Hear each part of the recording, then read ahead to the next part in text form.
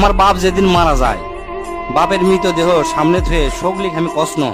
আমার বাপ যার কাছ থেকে টাকা ধার লিছে বা যাই যাই টাকা পায়, শোকলি আমার কাছে জানাবেন, আমি শোকলি ঋণ শোধ করে দেবো। এই কথা শোনার সাথে সাথে আমার বোন হাত ঝাঁকিতে কলো, ভাই তুই শোধ করবো কেঙ্গা করে? তুই তো আজ 5 বছর ধরে চাকরি নাই, বেকার থাকে এতগুলো টাকা তুই কেঙ্গা করে শোধ করবো? বোনকে আমি আস্তে আস্তে অভয় দিয়ে কোনো চিন্তা করিস না বোন, বাপের সব ঋণ আমি শোধ করে দেবো, 1 টাকাও ব্যাংকে থমো না। পরের দিন সকালে ঘুমোর থেকে উঠতে না উঠতেই দরজা খুলে দেখি বারিন্দার 4-5 জন লোক বসে আছে, পাওনাদার। দেখে আমার গাও ঘামে উঠলো।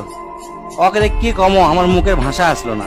রাতটা ঠিক মতো পার হবার দেয়নি, আসে হাজির। সামনে যাতে একজন খাড়া হলো, খাড়া হয়ে আমাকে করছে, আমি অমুক ব্যাংকত থেকে আসছি, আপনার বাপ তার বেটা বেটির নামে 20 লাখ টাকা ব্যাংকত থুয়ে গেছে, তাড়াতাড়ি ব্যাংকত আসেন। বাদ বাকি 4-5 জন যারা আছে তারা সকলি করছে আমাকে সমিতিতে আপনার বাপ 20 টাকা করে জমা করেছিল, আরেকজন করছে 50 টাকা করে জমা করেছিল, আরেকজন করছে 100 টাকা করে জমা করেছিল। এল্লার টাকা নেওয়ার জন্য আমাকে সমিতি অফিসে আসেন।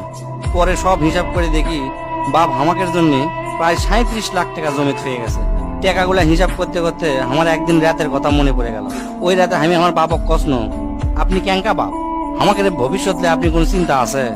আপনি লাগাতে বাপ আমাকে দরকার নাই, কোনো টাকা পয়সায় দেন না আমাকেও, আমরা চলমো ক্যাঙ্কা করে।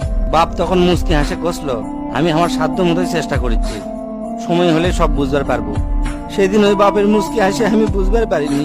সেই দিন রাত ঠিকই আছে, কিন্তু বাপটা আমার নাই।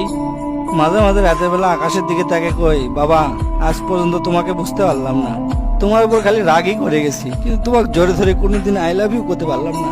আজ বুঝিচ্ছি, কৃষক তুমি 1 শার্ট পরে 3 বছর পার করেছিলা, কৃষক তুমি 1 স্যান্ডেল 32 বার সেলাই করেছিলা, তোমার কাছে ক্ষমা চাওয়ার সময়টাও দিলা না। আমাকে তুমি মাফ করে দিও আব্বা, জীবনে তোমার সাথে অনেক বেয়াদবি করছি। তার কয়েকদিন পর খোঁজলে দেখি আমার বাপ কারো কাছে 1 টাকাও বাকি করেনি, 1 টাকাও ঋণ করেনি, বরং অনেক মানুষক টাকা ধার দিছে, তারা এসে দিয়ে গেছে। তাই তোর হাত পাও ধরে কই, দোস্তরা তোকে বাপ অনেকেই বেঁচে আছে, বাপের সাথে কোনোদিন বেয়াদবি করবো না। বাপ যে কি ভালোবাসে এখন বুঝবো না, পরে বুঝবো দোস্তরা।